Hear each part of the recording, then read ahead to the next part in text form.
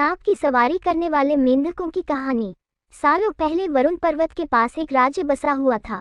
उस राज्य में एक बड़ा सा सांप मंदविश भी रहता था। बूढ़ा होने की वजह से वह आसानी से अपना शिकार ढूंढ नहीं पाता था।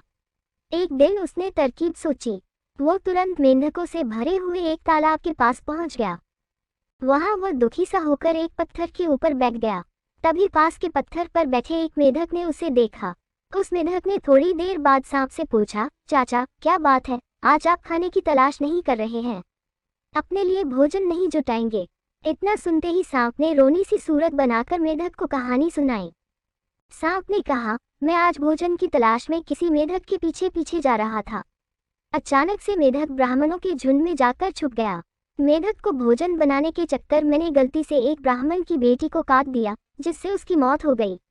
इससे नाराज होकर ब्राह्मण ने मुझे श्राप दे दिया।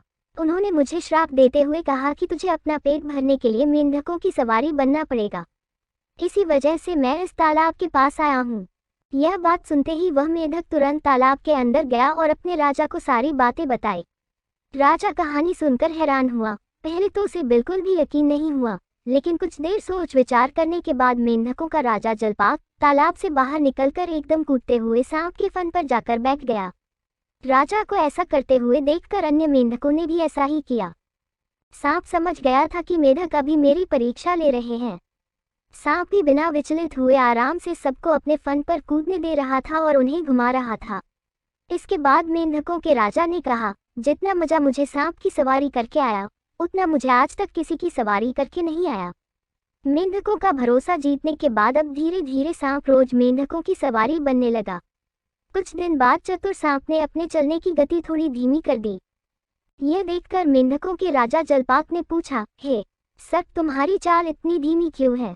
इसके जवाब में सांप ने कहा, एक तो मैं बूढ़ा हूँ और ब्राह्मण के श्राप की वजह से बहुत दिनों से भूखा भी हूँ। इसी वजह से मेरी गति कम हो गई है। इतना सुनते ही राजा ने कहा, तुम छोटे छोटे मेंढक को खा लो।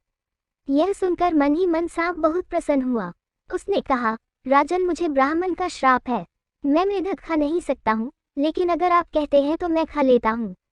ऐसा करते करते वह रोज छोटे छोटे मेंढक खाने लगा और वह तंदुरुस्त हो गया। अब सांप को रोज बिना किसी मेहनत के खाना मिल रहा था। सांप काफी प्रसन्न था। मेंढक सांप की चाल अब तक नहीं समझ पाए थे। मेंढक के राजा को भी सांप की इस साजिश की भनक नहीं लगी। होते होते एक दिन सांप ने मेंढक के राजा जलपाक को भी खा लिया और तालाब में रहने वाले सारे मेंढकों के वंश का नाश कर दिया। कहानी से सीख, किसी भी शत्रु की बात का जल्दी से भरोसा नहीं करना चाहिए। इससे खुद की और अपने लोगों की हानि होना निश्चित है।